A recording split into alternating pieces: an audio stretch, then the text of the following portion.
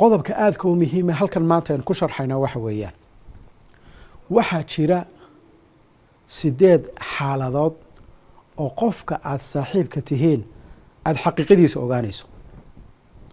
inta badan qof markaad la saaxiibto ood wada socotaan xaqiiqadiisa dhabta qofka inaad ogaataa way adagtaa.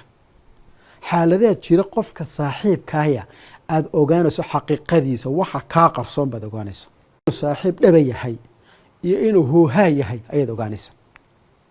waxa ka faydmaya daahan saaran wajigiisa ee uu iskaga ka dhigayo nin wanaagsan oo akhyaara ayaa ka faydmaya. inanta laftigeeda waa la mid. saaxiib inantay la socoto inay saaxiib dhaba tahay inaan ahayn waxa jira xaalado la ogaan karo. 8 xaaladood baa la ogaan karaa. 8 xaaladood haddaad aragto waxaa kuwa cadaanaya qofkaa saaxiibkeed la socotaa inuu saaxiib wanaagsan oo dhaba u yahay iyo inuu iska yahay saaxiib aan sax ahayn. xaaladda koowaad waa maxay? saaxiibka marka aad ganacsi wada gashaan waa xaaladda koowaad. nin aad saaxiib tihiin ayaad mucaamalo idin dhex martay. mucaamalo lacag oo ganacsi baa idin dhex martay. mucaamaladaasi waxay faydaysaa saaxiibkan aad la socotaa inuu saaxiib dhaba yahay iyo in kale. soomaalidu maxay ku mahmaahdaa? soomaalidu waxay arkeen baa la yidhi laba nin oo isjecel oo wada socdo oo aad muxuu ahaa isu jecel baa ay arkeen baa la yidhi soomaalidu. markaase maxay yidhaahdeen labadaa nin leexa jeclaan dhex marin, lacag baan dhex marin. labada qof markay lacag dhex marto mid kasta xaqiiqadiisa la ogaadaa. markaas saaxiibka hadday mucaamalad dhex marto markaba qaabka kuula dhaqmaayo iyo qaabka kuula xisaabtamayo ayaa maxaa kuu soo baxaya inuu ninka nin wanaagsan yahay iyo inaanu wanaagsanayn. ninbaa markay mucaamalada dhex martada wax kala amaahataan oo lacag aad siiso gebi ahaanba ku dafiraya.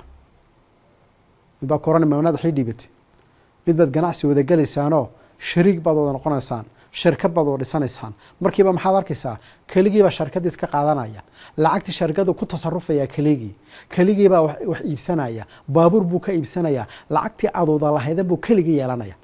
maalinta tiraa saaxibda lacagta waa wada leenahay wuxuu ka oranayaa waaradeer waxaasi ma jiraan buu ka oranaya.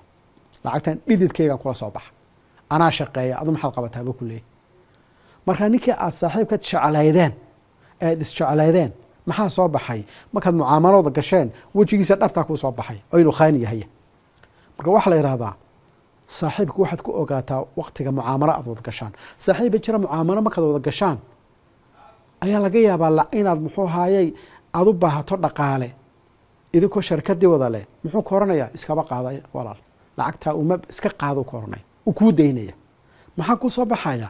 dee inuu saaxiib dhaba yahay. marka waxa weeyaan mucaamalada qofka bani aadamka dhex martaa waxay soo saartaa qof kasta dhaqankiisa dhabta ah ee uu qarinayo ay soo saartaa. xaaladda labaad ee aad saaxiibkaaga ogaanaysaa inuu saaxiib dhaba yahay in kale waxa weeyaan markaad saaxiibka safar wada gashaan. saaxiibka safar haddaad wada gashaan weliba safarkaad wada galaysaan maa safar raaxo. haddaad diyaarada wada fuushaan ilaa sacuudiga aad tagtaan dee isma baranaysaan. laakiinse safar dhibaataysan oo dhib ku jirta haddaad saaxiibka wada gashaan waxaa kuu soo baxaya saaxiibkaasi inuu yahay saaxiib wanaagsan iyo in kale. ka soo qaad saaxiibkaadu tahriib baad wada gasheen ilaa libiya ayaad isu raacdeen. safarkaa libiya aad saaxiibka isu raacdeen waxaad ogaanaysaa saaxiibkaasi inuu saaxiib dhaba yahay iyo in kale. maalintaad gaajooto ee aada haraado ee isaguna uu biyo haysto cunto haysto markuu kuu diido uu naftiisao keliya ka fudh yeelo waxaad ogaanaysaa saaxiib beena inuu ahaa. laakiinse marku uu runtii meel kugula dhinto oo wax kasta ku siiyo oo naftiisa kaa horumariyo maxaad ogaanaysaa inuu ninka saaxiib dhabaya uu yahay aad ogaanaysa. marka waqtiga safarkaa baa la yidhi iyadana saaxiibka dhabtabaa soo baxa. xaaladda saddexaad waa goorba? xaaladda saddexaad waxa weeyana saaxiibka dhabta aad ogaanaysaa saaxiibka markuu cadhoodo. mar alla markuu saaxiib ka cadhoodo dabeecaddiisa markaasay kuu soo baxaysa. inta hore dabeecaddiisa saxda maaha. markay gabadhu cadhooto ama ninku uu cadhoodo waxa soo baxa qofka dabeecadiisa dhabta ah. markaa uu cadhoodo hadduu si xun u dhaqmo markaa oo hadallo xun kugu iraahdo oo iska kaacaayo oo ku aflagaadeeyo oo dhibaato kuu geysto maxaad ogaanaysaa? dabeecadiisa dhabta baad ogaanaysa. laakiinse haddii aanu waqtiga cadhooday aanu saa u dhaqmin oo isagoo cadhoodo cadhadii ugu dambeysay ku jira haddana si wanaagsan kuula dhaqmo maxaad ogaanaysaa? qof wanaagsan inuu yahay. xaaladda afraadeed ogaanayso qofka runtii inuu saaxiib dhaba u yahay waxa weeyaan markay dhibaato kugu dhacdo. haddii ay dhibaato kugu dhacdo waxaad ogaanaysaa saaxiibka dhabta dhibaataa kugu dhacday hantidaadii baa gubatay faqri baa kugu dhacay saaxiibkaagii kuu dhowaa ee lacagta haystay ee aada maalin kasta israacayseen de hadduu kuu imaado oo dhibti uu wax kaala qabto de waa saaxiib dhaba hadduu laakiinse maalintii dhibta ay kugu dhacday uu kaa tago waxba aanu kula qaban de waxaad ogaanaysaa saaxiib dhaba inaanu ahayn maalintaad wax haysatay oo keliya saaxiib kula ahaa maalintaad wax weyday waa kaa tegey markaa xaaladaasina waa xaaladaha la oga saaxiibka dhabtaa xaalad shanaad baa jirtaad ogaanaysa saaxiibka dhabtaa oo waa goorma waa xaaladaha waxa la yidhi marka rooliska la kala bedelayo marka shaqada la qaybinayo ee qof kasta rool la siinayo waqtigaasi qofka xaaladiisa dhabtaa soo baxda tusaale ahaan macalimiin baa tihiin maamulihii baa wuxuu rabaa jadwalkii inuu qaybiyo xisaska xaaladda jadwalka la qaybinayo qof kasta xaaladiisa dhabtaa la ogaanaya nin baa wuxuu oranaya aniga jadwalka maalinta labada maalmood igu qora maalin kale iguma qori kartaan asxaabtiisii baa oranaya warniyo maalmaha ka daaniyo dee anaguna aan kula qaybsano may buu leeyay aniga jadwalka maalimaha haddaan laygu qoreen waxba dhigi maayo marka jadwalka qaybintiisii rooliska marka la qaybinayo qofka dabeecadiisii baa soo baxaysa shaqaad wada joogtaan waxa job descriptionkii baa la sameynaya shaqaalaha loo qaybinaya shaqooyinkii hebel oo shaqada taa qabo nin baa wuxuu oranaya anuu taama qabanayo warmaya dee asxaabta nin hebel waxa weeyaan in hawshaa adaa uga fara dhuudhuuban adaa kaga wanaagsan waqti baad haysaa adu qaba may buu le anuu taama qabanaya taasuman qabanaya marka waxaa la yidhi waqtiga rooliska la qaybinayo ee dadka wax loo qaybinayo marka rooliska dadka qof kasta waxaa loo qaybinaya shaqo ama hawl baa loo qaybinaya ama jadwal baa loo qaybinaya waqtiyadaasna waxaa dhacaa qof kasta xaqiiqadiisa la ogaada qof kasta wuxuu raba ayuu la soo boodaa anuu taasaan rabaa buu yidhahdaa haddii la yidhahdo warniyo hebel udaa hebel baa kaaga ayaa arrintaa ku yara haboon ama kaaga fiicanna laga yaaba inu diidaa laga yaaba marka maxaad ogaanaysaa xaaladaha dadka dhabta lagu ogaaday ku jirta arrintaasina xaaladda intaa kusii xigtay qofka xaqiiqadiisa aad ku ogaanaysaa in lixaad waxa weeyaan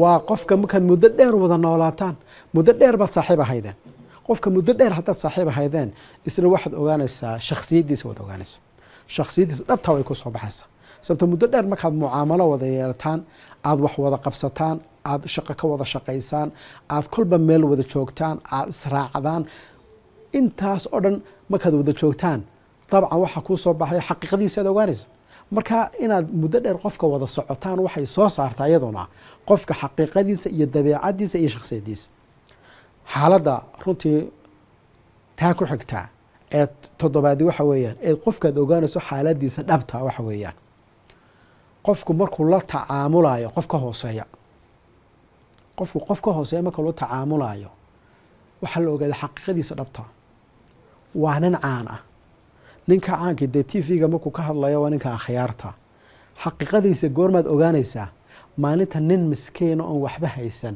intuu meeshiisa ugu tago uu yidhahdan iyo waxaan rabaa hawshaasaan rabaa inaad la qabato marka qaabku uu la dhaqmo qofkaasi waxaa kuu soo baxaya qofka dhaqankiisa markan uu t v-ga ka hadlaye waa nin caan ah uu is ilaalinaya dadka uu iska dhisaya laakiinse marka uu qof ka hooseeyo la dhaqmaayo ay labadooda keliya yihiin qofka uu la dhaqmaya wuxuu ogaanaya qofkan xaqiiqadiisa waxaa la mid a qof kasta oo dee sareeya oo muxuu ahaaye oo qof ka hooseeya la dhaqmaya adiga lafdigaagu isoo eegaya haddii qof miskiina inta kuu timaado ay kula hadasho qaabkeebaad ula hadlaysaa maqaabkaad markaad asxaabtaada la fadhida aad ula hadlayso mise qofkaa miskiinkee kula hadlay qaab ka duwan baad ula hadlaysaa haddaad isku qaab dadka ula wada hadlayso dee qof caadiyaa tahayo shaksiyadaad ismay bedelin laakiinse qofkii kaa hooseeyey haddaad qaab liidata ula dhaqmayso ood u hanjabayso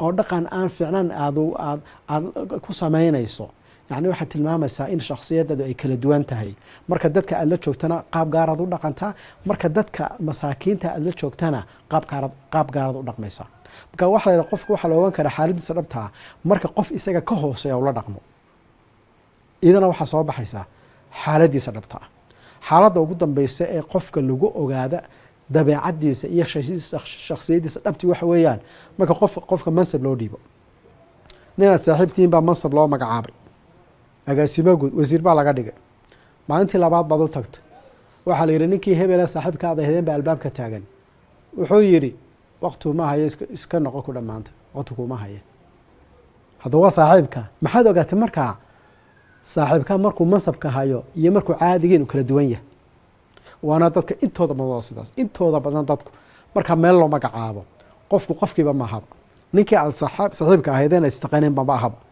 qofkii waxa galaya wax ruux kala galaysa xataa haddaad la fadhiistaa sirada bal wuxuu sheego tala sii wuxuu soo arkaa wax kale wuxuu ku leeyahay anuu talo uma baahniyo waa meeshan kartideedan ku imabo koranaya wax qabadna waan leeyahay warma wax qabadna ma lihida kartina ma ku ogahay talada mad qaadan haddaad tiraahdo maalintaas kugu dambaysa dib ablaaka kaaga furay maayo marka dad badan baa manaasibta marka loo dhubo ku fashilma oo asxaabtoodii iyo dadkay wada socdeen ay iswaayaan oo wax kale iska dhiga marka taasina maxay tilmaamaysaa waa xaaladaha la ogaado qofka shakhsiyadiisa dhabta marka mansab loo magacaabo ama sidiisii hore kugula dhaqmaya ama si ka duwan buu kugula dhaqmaya markaasaad ogaanaysa qofku inuu marka hore shakhsiyad saxa ahaa iyo inuu shakhsiyadiisa meel awaal ahayd oo been uu ku sheegay. Assalaamu calaykum waraxmatullahi wabarakaatu.